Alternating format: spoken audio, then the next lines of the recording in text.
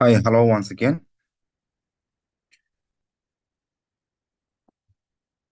All right, in this class, we will deal with three topics from topic 5, 6, and 7.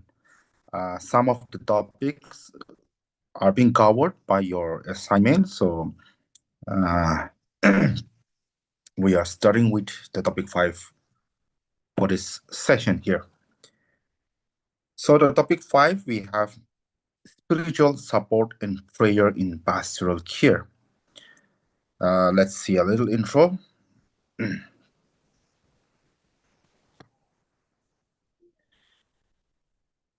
Definition, if we see the definition here, introduction to spiritual support. Spiritual support is the ministry of fostering spiritual well-being, hope, and meaning for individuals. And then the importance, essential for holistic pastoral care, addresses emotional, existential, and spiritual need alongside the physical care here. And then here, if you see the role of the caregiver, like chaplains and pastoral ministers, facilitate spiritual support through listening, presence, and prayer here. Here, spiritual support refers to nurturing a person's sense of spiritual well being, hope, and meaning in life. This is essential because true pastoral care looks beyond merely physical needs, reaching the emotional and existential aspects of every person. So, young leaders should recognize that chaplains and then the pastoral ministers provide this support primarily through the genuine listening, presence and prayer, creating a safe space for people to express deep concern about faith, suffering, or life big questions. Now, if you see the role of prayer in pastoral care, see, prayer is a powerful tool, that connects individuals with God and fosters a personal reflections. It's important, you know, it's important for young leaders to cultivate multiple forms of prayer here. Intercessory prayer, like praying for others, who are in need, right? Contemplative, like quiet reflection and listening for God's voice. As well, thanksgiving, expressing the gratitude for blessing, confession, like admitting our fault and seeking the forgiveness, right? And lastly, the blessing prayer, like invoking God's favor on others here. So leaders are encouraged to foster both, personal and communal prayer, enabling the faith communities to share in mutual encouragement and then the spiritual growth here. Now, if you see the approaches to spiritual support here, okay, I have break down here the 3 points here. See, effective spiritual support, involves actively listening to people's spiritual stories and needs. Leaders must be alert to signs of spiritual, distress or existential questions, such as doubt about meaning or purpose, maybe purpose of life, right? So, using the metaphors, scriptures, and spiritual resources, leaders nurture faith and hope even in difficult seasons. So, this approach helps others see their journey in light of God's larger plan and offer comfort during the uncertainty here. Now, if you see the spiritual assessment here, spiritual, no, see, like the purpose is understanding the individual's spiritual background and current needs here. And some of the key questions are their beliefs, sources of strength, religious practices, fears about death or dying, documenting the spiritual care plan and then the referral, when necessary here. See, spiritual assessment is about understanding where each person stands spiritually. So leaders should ask questions about belief, sources of strength, religious practices, and fears like regarding topics like the dead or dying, right? So documenting the spiritual care plan and knowing when to refer individuals to other resources, such as chaplains, counselor, or peer support groups, is essential in holistic ministry here. So that is the spiritual assessment here. Now, if you see the facilitating spiritual conversation here, young leaders should aim to create safe, open, and respectful spaces where spiritual experiences can be shared. See, it's important to be aware of diverse belief, including non-religious, worldviews, and use open-ended caution that invite the reflection. Validating each individual's experience without judgment, build trust. I mean, the build trust, and deepens the spiritual dialogue here. That is how we, facilitate, right? Kind of have a spiritual conversation here. Now, if you see the spiritual care intervention here, see, spiritual intervention may include praying with or for a person, leading meditation or guided spiritual reflection, performing rituals and sacraments where appropriate and supporting forgiveness, reconciliation, and hope. So each act helps individuals connect more deeply with God, others, and themselves, promoting the wholeness and then healing in their life. That is a spiritual care intervention here. Prayer with or for the person, meditation and guided spiritual reflection. The rituals and sacraments as appropriate, supporting forgiveness, reconciliation, and hope here. Now, here, if you see the challenges in providing the spiritual support, no challenges in providing spiritual support. See, challenges include, respecting boundaries, avoiding any form of, like proselytizing, and then handling the difficult emotions like doubt, anger, or spiritual crisis. So it's crucial to support people, regardless of their background, thoughts of difficult beliefs or even no faith deserve compassion and respect. So leaders must, balance, conviction with humility and then the understanding here. So that is challenges in providing the spiritual support here. Now, if you see the self-care for spiritual care, I mean self-care for spiritual care provider, right? So caring for other, spiritually can be emotionally demanding. So leaders should prioritize their own spiritual practices.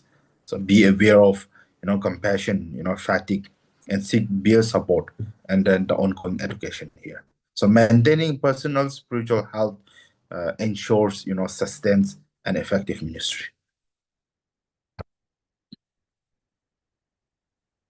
Now, if you see the reflection here, spiritual support and prayer are vital to pastoral care. Okay, providing the holistic healing and deepening the relationship with God. Empowered, caregivers are, better equipped to respond sensitivity and then faithfully, do the diverse spiritual needs of other community. I mean the other communities here. So that is, the summary and then a reflection of this uh, subject here, the topic, a very short, the spiritual support and then prayer in pastoral counseling here.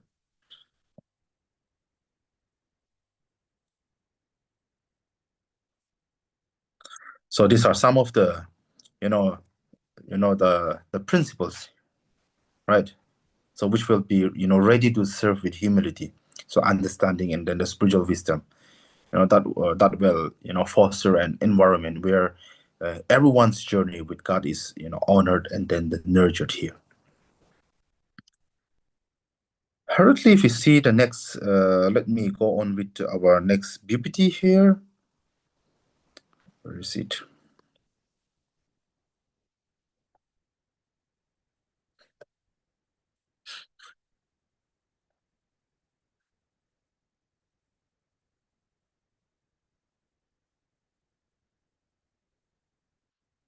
Okay. our next topic, that is professional development and self-care in pastoral care here. All right, if you see the importance of professional development here, like continuous learning, enhances the pastoral skills, give it gives pace with changing ministry context and then builds resilience and then adaptability here. Mm, Professional development gives, pastoral leaders growing and prepared for new challenges in ministry. So continuous learning, such as attending workshop, reading and training, right, helps you develop essential skills. So staying updated with the changing ministry context, makes you, resilient and able to adapt when circumstances shifts. So always seek new learning opportunities, to grow in your calling here. So if you see the reflective practices, under that, like the definition, if you see the thoughtful evaluation of experience and what is the benefit here, it improves the decision making and personal growth. So the method, how do we, the method use journaling, supervision, and then the peer support here. So engaging in reflective practice means thoughtfully evaluating your experience in ministry. So this habit leads to improved decision making and personal growth, making you a more effective leader. So method includes like journaling about your ministry experiences, participating in supervision, meetings, and seeking support from peers here. So reflection isn't just thinking back, it's actively learning from what went well and what didn't. So shaping your future actions here. Now we see the self-awareness in ministry. So being self-aware means recognizing your emotions, right? Limitations and biases as you serve others. So becoming familiar with these personal responses helps you understand your motivation, right? And reaction, making you more empathetic and emotionally intelligent. So growing in self-awareness enhances your relationship and your ability to minister, you know, uh, with authenticity and the integrity here. Okay, some of the stress, management techniques here, right? See, managing stress is vital for, our long-term effectiveness and then the well-being. So use, mindfulness and relaxation exercise to find calm in busy moment. So organize your schedules, delegate the tasks, and don't hesitate to seek professional support when overwhelmed. So simple stress, reducing habit give give you focus and energize, right, for the ministry.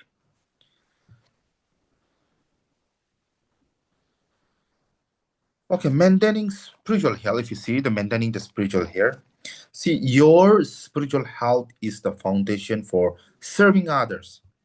So stay connected to God through regular prayer and meditation. So take spiritual retreat or sabbatical to renew your faith and vision.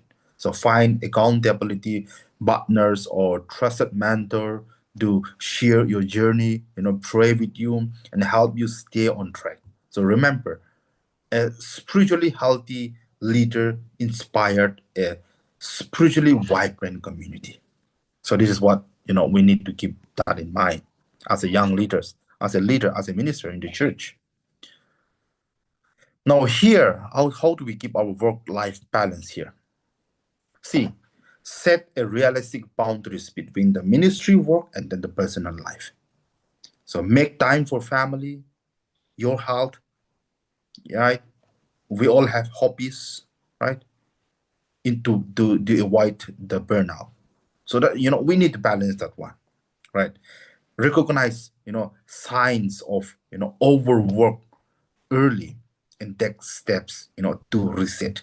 So prioritizing balance allows you to serve effectively without sacrificing your well-being or relationship. There might be a lot of things, but here I'm just bringing out some of the, like some, like few things here. So, building support network here. We all need support, right? And then when we build a building, unless the foundation is strong, like it will collapse, right? So in the same way, we need a very strong support network,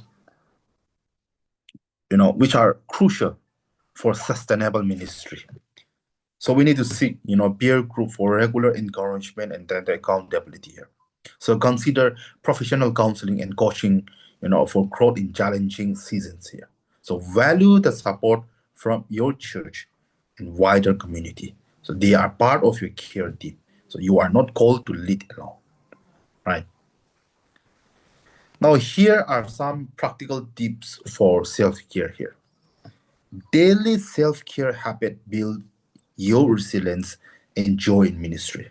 So include regular exercises, eat nutritious food, and maintain the healthy sleep routine. So make time for leisure and creative activities. Joy and fun are like important for holistic health. So protect your mind and body so you can continue to care for others, well-being or spiritually or mentally here. So in conclusion here, what I wanted to say is invest in yourself. Invest in yourself. Professional development and self-care, are in one-time event, are not one-time event. They are ongoing commitments here. So a healthy pastors or missionary, lead to healthier congregation. So invest in learning, reflective practice, spiritual health and self-care, to strengthen your service and help the church, thrive. So these principles, prepares you know, a new young leaders to grow, serve and flourish in pastoral ministry. So healthy habit foster a lasting impact, as you care for your congregation, and yourself. Okay.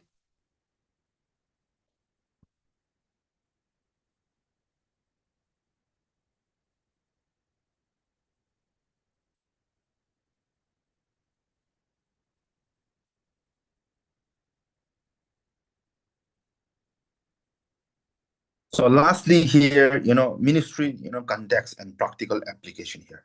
So some of the key areas here, like this section here, introduce ministers, main context like the worship, church life, mission, digital care and inclusion here. So young leaders should understand you know, uh, how these arenas, shape pastoral care, and then the way the ministry, connect with people's everyday life and then the spiritual journey here. Now here, if you see the role of the pastoral care in worship here, if you see pastoral care in worship, involve supporting spiritual growth and fostering an environment where everyone feels safe, welcome, and able to participate. So leaders are called to integrate caregiving, into liturgical practices such as prayer, music, and ritual, so that worship itself become a healing, reflective and communal experiences. So encourage personal reflection and ensure that all, feels invited and valued in the worship space here. Now, if you see the pastoral care in church life here, church life is where community is built. So pastoral, presence become, visible, when leaders support members through significant life transitions like marriage, illness, grief, and celebration. So effective leaders facilitate small group, nurture supportive network, and you know, like invite others to into the volunteers roles. So these activities strengthen bond, encourage spiritual growth, and make the church a place of belonging for everyone here. Okay, mission and outreach here. Very common. See, mission goes beyond church wall. Okay. mission is not something, the mission is not something a part of one of the church activity here. I think church itself is a mission here. So mission goes beyond church one. See, encompassing, both local and global contexts. Pastoral care in mission means addressing individuals' holistic needs here. So physical, emotional, and spiritual here. So young leaders should learn to partner with community groups, agencies, and ministries, like striving for culturally sensitive approaches that respect the diverse background, right? And adapts care practices to suit the unique context of each outreach effort here. So that is the mission, and then the outreach here. Okay, if now let's see some of the best practices for digital and remote pastoral care here. We all know that in this today's age we are living, in the age of the digital era, right? See, technology opens new horizons for pastoral ministry, making care accessible even when in-person contact is impossible. So Empress platform like video call, messaging app, and then online support group, right? Always ensuring confidentiality and then the healthy boundaries. So leader must be aware of challenges like the digital fatigue and then the physical distances. Using creative solutions to foster connection and support in online space here. Okay, next point: the inclusion and diversity in pastoral care. So what does it mean here? Inclusive, pastoral care, recognizes the cultural, racial, gender, and socio-economic diversity, within the church and the wider community. So uh, leaders should, strive to provide equitable care, respect, and dignify every individuals, and practice anti-discrimination.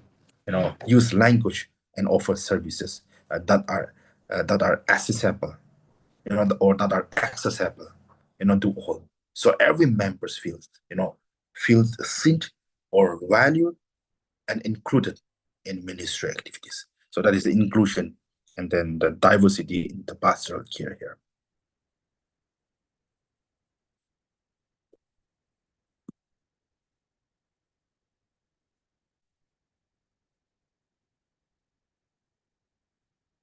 Now, if you see the summary and reflection here, the overall, I think effective practical ministry is shaped by its context. So worship, community, life, the community life, the mission work, and digital care. So true pastoral care, integrates all these realms, committing to inclusion and then adaptability so that every person receive a respectful and sensitive, the sensitive support here.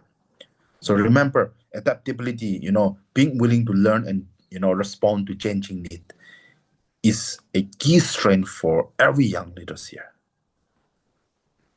So as new leaders, as a new leaders, stay rooted in sensitivity, reflection and creativity.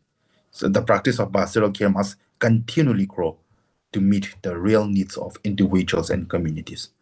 So, it's never ending, keep learning, keep serving, and keep opening doors to all to experience the fullness of God's love, through our ministry here. So here, the overall conclusion, from the uh let me oh,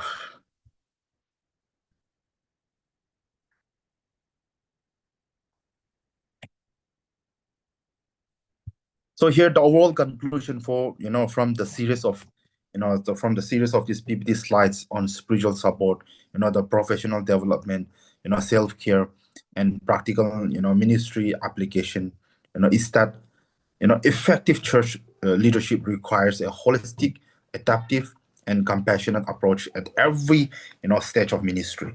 So new young leaders must learn into their everyday practice, supporting others in worship, community life, mission work, and digital outreach while fostering inclusion and diversity here.